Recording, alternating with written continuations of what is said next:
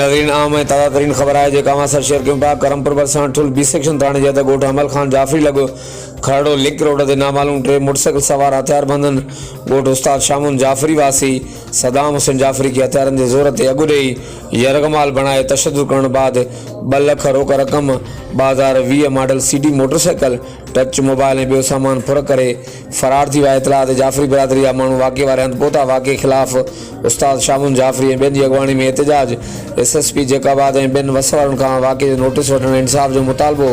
आख़िर में यादि रहे त नौजवान सदाम हुसैन जाफरी में जा पैसा वरितियूं वापसि ॻोठ वञी रहियो त वाक़ियो पेश आयो। हर वक़्तु आगाहण लाइ ॾिसंदा रहो GTN वेब न्यूज़ करमपुर।